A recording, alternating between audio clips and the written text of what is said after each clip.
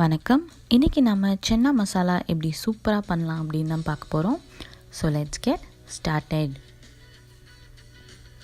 நான் இன்றைக்கி ஒரு கப் சென்னா, அதாவது கொண்டக்கடலையை நைட்டே தண்ணியில் ஊற வச்சு எடுத்து வச்சுருக்கேன்.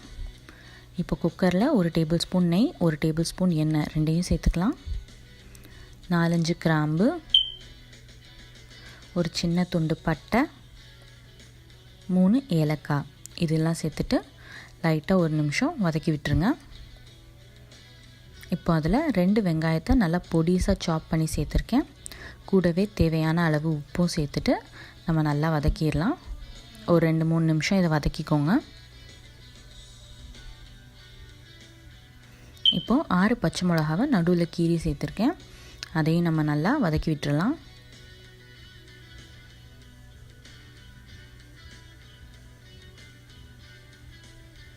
ரெண்டு டேபிள் ஸ்பூன் இஞ்சி பூண்டு விழுது சேர்த்துருக்கேன். இஞ்சி பூண்டோட பச்சை வாசனை போகிற வரைக்கும் இதை நல்லா வதக்கி விட்டுருங்க.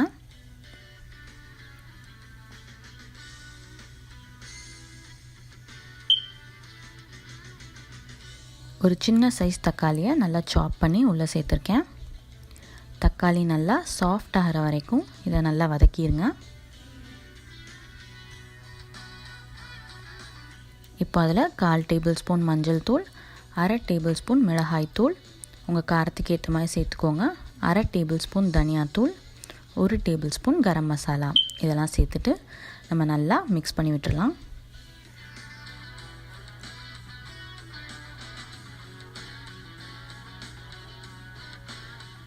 இப்போது நம்ம ஊற வச்சுருக்க கொண்டக்கடலையும் உள்ளே சேர்த்துட்டு ஒரு வாட்டி எல்லாம் நல்லா மிக்ஸ் பண்ணிக்கோங்க.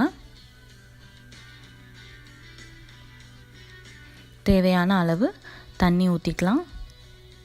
இப்போது நான் குக்கரை மூடி வச்சு 7லேருந்து 8 விசில் வரைக்கும் விடுறேன். நல்லா ப்ரெஷர் ரிலீஸ் ஆனதும் நம்ம குக்கரை ஓப்பன் பண்ணி பார்க்கலாம். எல்லாம் நல்லா வெந்துடுச்சு. நம்ம கொண்டக்கடலையெல்லாம் நல்லா வெந்திருக்கு. இப்போ அதில் ஸ்டவ்வை மறுபடியும் ஆன் பண்ணிவிட்டு 1 டேபிள் ஸ்பூன் மிளகு பொடி சேர்த்துக்கிறேன். ஸ்டவ்வை லோ ஃப்ளேம்லேயே வச்சுக்கோங்க. இப்போது அரைக்கிறதுக்காக கொஞ்சம் தேங்காய், 1 டேபிள் ஸ்பூன் சோம்பு, ஒரு 10லேருந்து 12 முந்திரி பருப்பு இதெல்லாம் நான் அரைச்சி இதோட விழுதை எடுத்து வச்சுக்கிறேன். இப்போ அந்த பேஸ்ட்டை நம்ம கிரேவியோடு சேர்த்துக்கலாம். சேர்த்துட்டு நல்லா மிக்ஸ் பண்ணிக்கோங்க.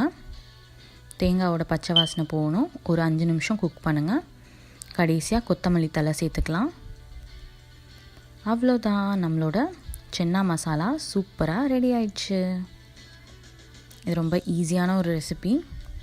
இது சப்பாத்தி, பூரி, ஆப்பம் இதோடலாம் ஒரு அட்டகாசமான காம்பினேஷன்.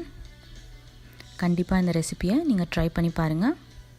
இந்த வீடியோ உங்களுக்கு பிடிச்சிருந்ததுன்னா லைக் பண்ணுங்கள், கமெண்ட் பண்ணுங்கள், என்னோடய சேனலுக்கு சப்ஸ்கிரைப் பண்ணுங்கள். நன்றி.